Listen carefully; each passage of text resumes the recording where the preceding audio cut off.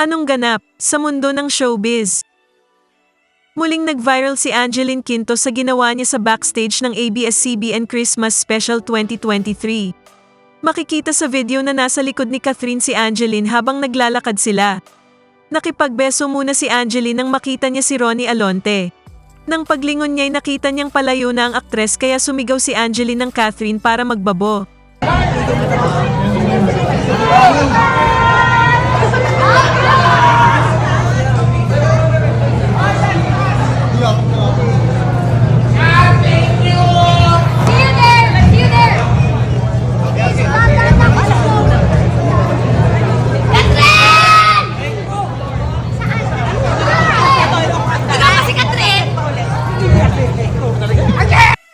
Kinagiliwan ng netizens ang ginawang ito ni Angeline pati na rin ang reaksyon ni Ronnie. Hindi lang ito ang unang beses na isinigaw ni Angeline ang name ng ilang celebrity.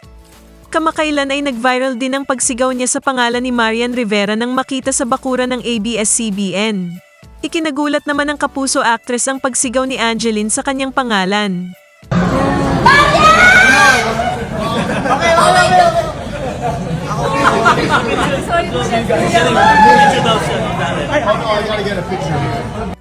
Hindi rin nakaligtas si Regine Velasquez sa pagsigaw-sigaw na ito ni Angeline.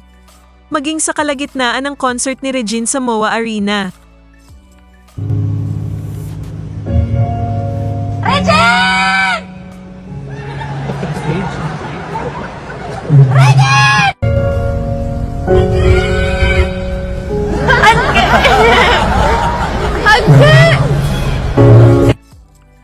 Kung nagustuhan mo ang content na ito, huwag kalimutang mag-subscribe at i-click ang share, like, at mag-comment ng inyong opinyon.